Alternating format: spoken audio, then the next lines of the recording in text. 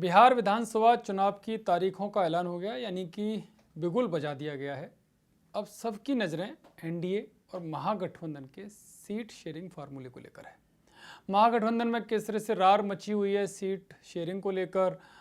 जो भी उनके सहयोगी दल हैं वो अलग अलग तरीके से दावा कर रहे हैं, उनके अपने तर्क हैं। यानी कि एक तरह से इसे सिर्फ टब्बल वाली भी स्थिति माना जा रहा है कि क्या महागठबंधन जो बार बार एकता की बात कर रहा है, एकजुट होने की बात कर रहा है, वो अपने जब सीट शेयरिंग की बात आएगी तो क्या वो सम्मानजनक सीटें उनके सहयोगों को मिल पाएंगी, क्योंकि सबकी नज़रें आरजेडी की तरफ है कि तेजस्वी किसको कितना भाव देते हैं।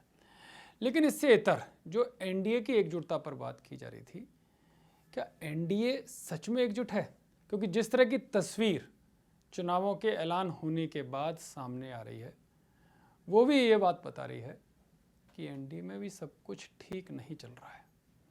वहाँ भी सब कुछ वैसा नहीं है जैसा बताया जा रहा है, क्योंकि जीतन राम मांझी के सुर अलग दिखाई दे रहे हैं, चिराग पासवान के सुर अलग दिखाई दे रहे हैं, और ये वो धड़े हैं जो कहीं ना कहीं 6%, 5% वोटों पर अधिकार रखते हैं, ये दावा भी कर रहे हैं। हालांकि जो जेडीयू और जो बीजेपी है, उन दोनों में अभी तक सब कुछ ठीक दिखाई दे रहा है। सीट शेयरिंग को लेकर इन दोनों में कोई बवाल, कोई विवाद अभी तक सामने नहीं आया। और जब भी इन नेताओं से बातचीत की जाती है दोनों पार्टियों के से, क्योंकि दोनों ही बड़ी पार्टियां हैं, और वो कहते हैं सब कुछ ठीक है, एनडीए एकजुटता और मजबूती के साथ चुनाव लड़ेगा। लेकिन जब चिराग पासवान की तरफ देखते हैं, जब जीतन राम मांझी की तरफ देखते हैं, तो वो एकजुटता दिखाई नहीं दे रही। वो कहीं ना कहीं नाराज़गी साफ तौर पर दिखाई दे रही है। सीट शेयरिंग को लेकर मैं आपको बताऊंगा कि क्या फॉर्मूला हो सकता है, बीजेपी के नेता क्या सोच रहे हैं, और जेडीयू को सच में जो बार बार वो कह रहे हैं कि एक सीट उनको ज़्यादा मिलेगी, सम्मान के नाते एक सीट ज़्यादा पर ही वो चुनाव लड़ेंगे, क्या इसमें वो सच्चाई है, या सीट शेयरिंग का जो फार्मूला, जो उसकी तस्वीर है, वो कुछ अलग निकल कर आएगी। इन सबको मैं आपको बताऊंगा। लेकिन इससे पहले आपने देखा होगा एक दिन पहले ही धर्मेंद्र प्रधान और विनोद तावड़े, जो चुनाव प्रभारी और प्रदेश प्रभारी हैं बिहार चुनाव को लेकर बीजेपी की तरफ से, मंगल पांडे के साथ चिराग पासवान के यहाँ गए, क्योंकि सबकी नज़रें फिलहाल चिराग पासवान पर हैं। क्योंकि चिराग पासवान ने चुनाव होने से पहले ही एक संकेत दिया था और खुद बोला था पार्टी के नेताओं को, वो भी एक प्रेशर टैक्टिक का हिस्सा माना जा सकता है, संकेत माना जा सकता है, कि उनको प्रशांत किशोर की तरफ से मुख्यमंत्री बनाने के लिए ऑफर आया था, लेकिन वो एनडीए छोड़ेंगे नहीं।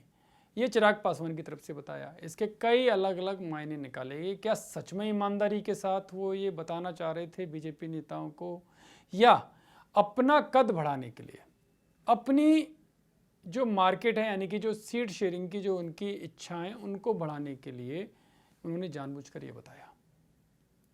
ये तो खैर भविष्य में जब प्रशांत किशोर भी इस बात का खुलासा करेंगे या राहें जुदा होंगी तब पता चलेगा। हालांकि ऐसा होता दिखाई नहीं दे रहा है।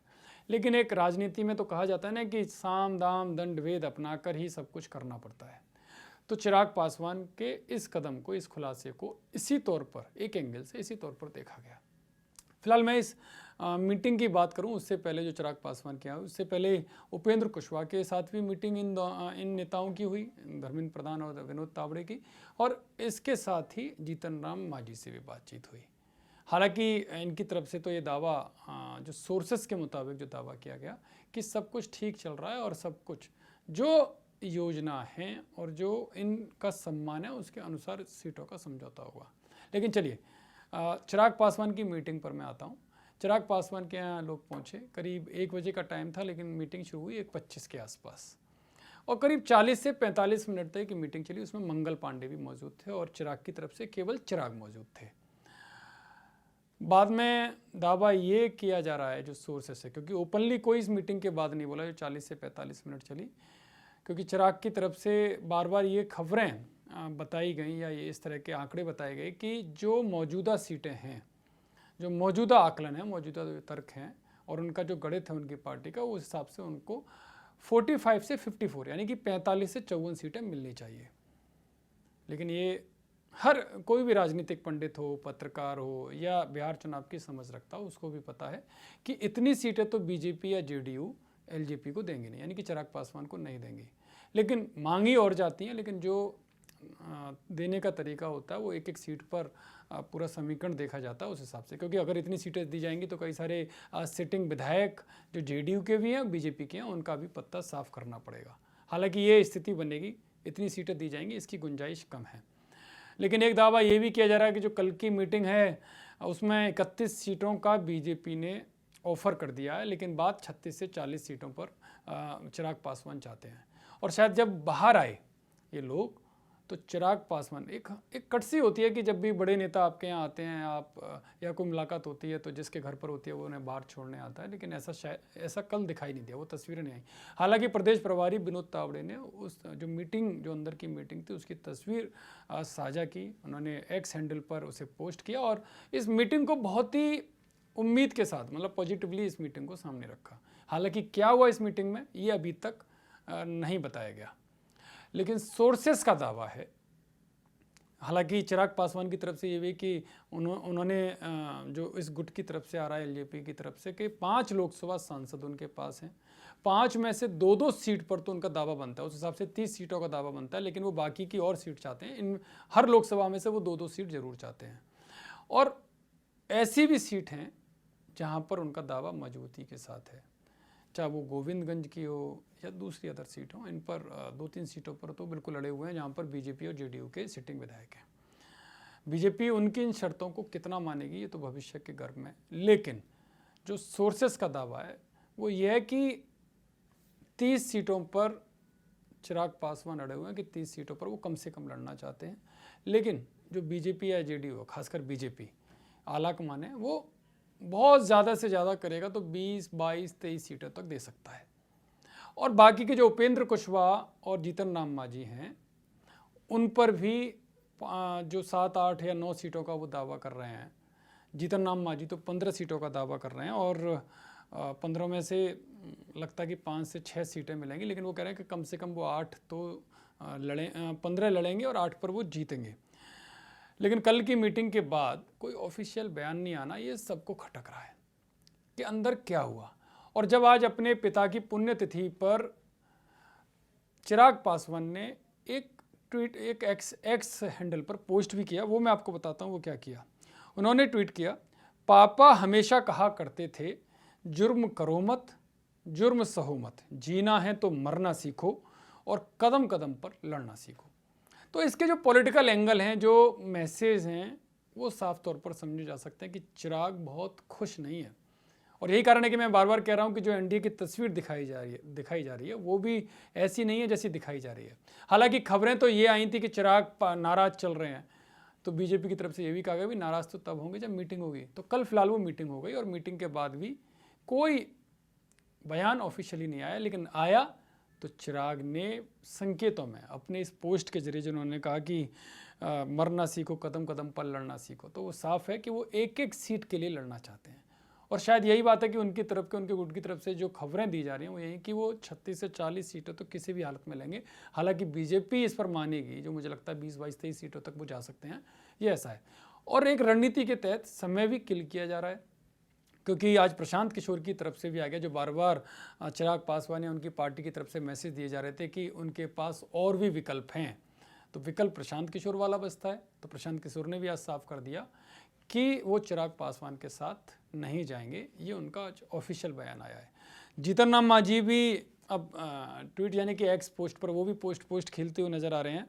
और जीतन राम मांझी ने भी एक अच्छी सी शेरो शायरी सी लिखी है, और जो रश्मि रथी की जो रचना है, जो राष्ट्रकवि दिनकर की जो रश्मि रथी रचना है, उसकी कुछ पंक्तियां लिखकर इसका इशारा भी दिया है।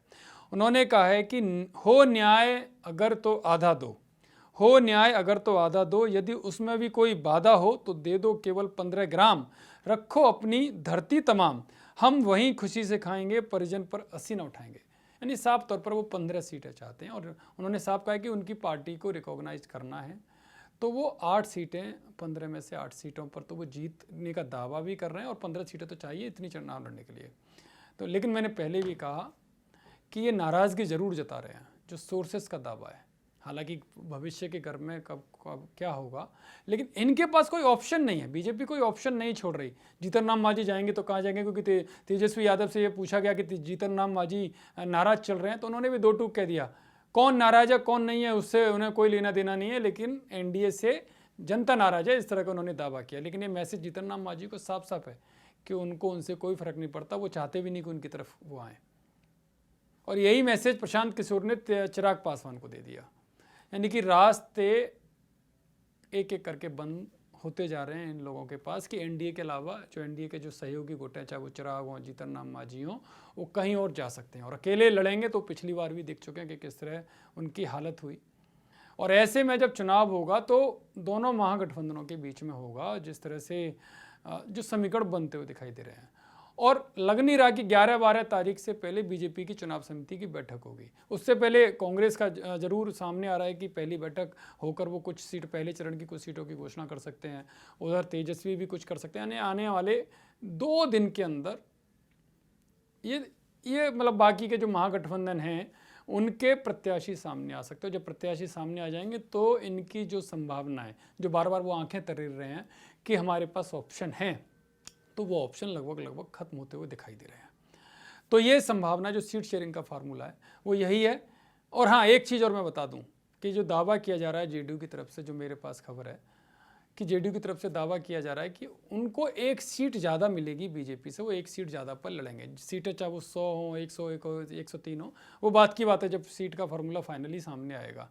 लेकिन सोर्सेस का दावा है, जो मैंने कहा कि जो मेरे पास खबर है वो यह कि बीजेपी एक भी सीट ज़्यादा नहीं देगी जेडीयू को। वो खुद या तो ज़्यादा पर लड़ेगी या बराबर पर लड़ेगी। संभावना एक सीट बीजेपी के ज़्यादा पर लड़ने की है। 2 से 3 दिन में सारी पिक्चर क्लियर हो जाएगी।